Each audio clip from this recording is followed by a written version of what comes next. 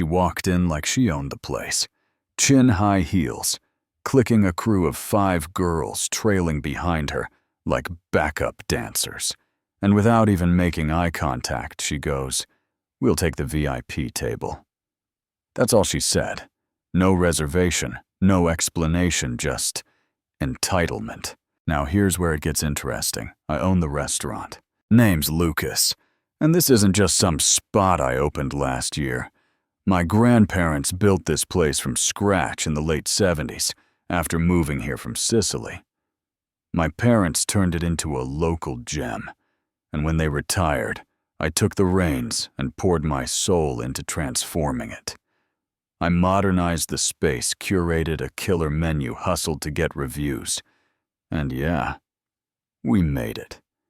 These days, we're the kind of place people book months in advance, even celebrities swing by. And on nights like this, packed wall to wall. So when Karen, I didn't call her that yet, but it fits, says she's friends with the owner, I smile and think, let's see where this goes. I tell her we're fully booked and ask if she has a reservation. She laughs, rolls her eyes, and says, "It's fine. He said he always keeps a couple tables open for special guests." I nod, play it cool, and tell her, "Right this way." Now don't get me wrong, part of me wanted to shut it down right there, but something about the smug look on her face made me pause. Plus, I'd had a long day, and honestly, I needed a little entertainment.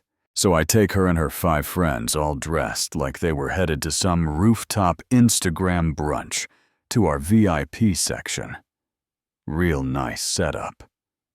Velvet booths. Close view of the open kitchen. No prices on the menu. Just vibes. I tell them the first 3 rounds of drinks are on the house, a courtesy I sometimes extend. And she's all. Of course, they're like she expected it. She hands over her ID and credit card, for the tab turns to her girls and says, "Tonight's on me." Big mistake, as they sip their cocktails. Top shelf stuff, by the way. I float between tables, but I keep an ear on them. That's when I hear one of them, probably baby Karen number 3, ask, "Do you think his life feels worthless, like being a waiter?" That hit different. See?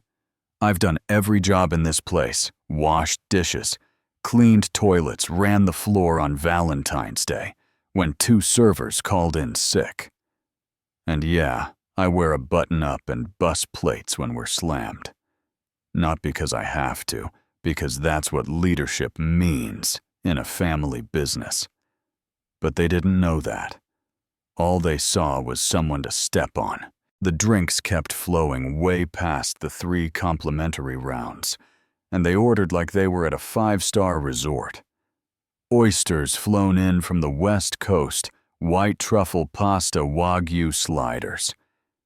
They didn't ask about prices, which was convenient, because the VIP menu doesn't show any. Now here's the twist.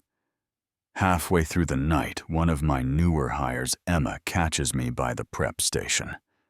She looks uncomfortable.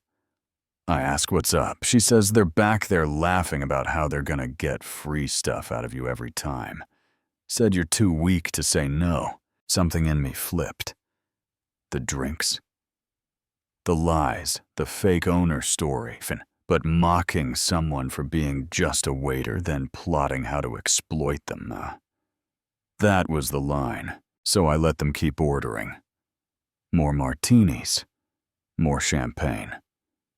They didn't touch half the food, just poked at it between selfies, and when the bill came, let's just say I've never seen a table go silent that fast.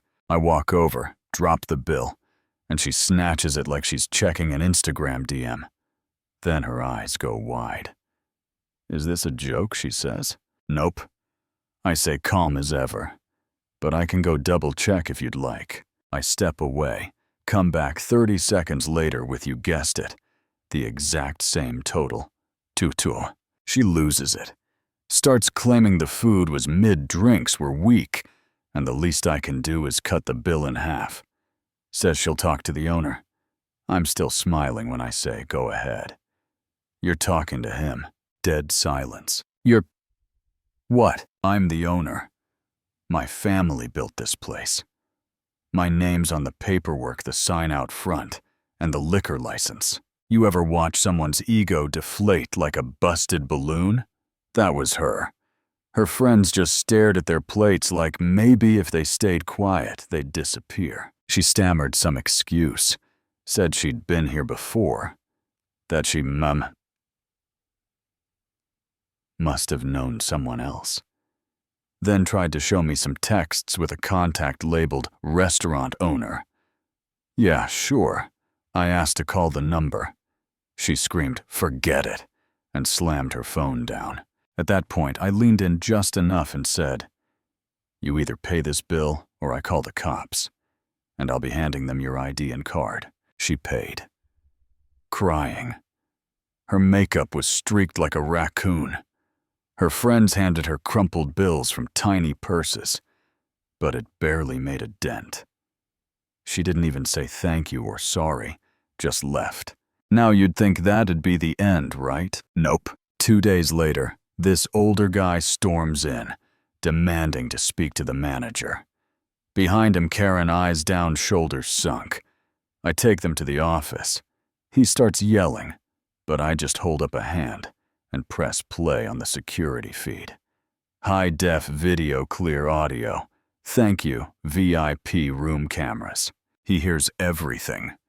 The lies, the insults, the plan to scam us. His face turns from red to pale. He turns to her and says, "Get in the car." Doesn't say another word to me. Doesn't need to. That receipt. Framed it. Hung it right above the espresso machine where I can see it every morning. Call it petty. I call it a reminder of how far I've come, and how sometimes karma just needs a little push. So yeah, maybe I played it a little dramatic. Maybe I could have called her out sooner. But if you ask me, she got the VIP experience she asked for, just not the one she expected. Now tell me this.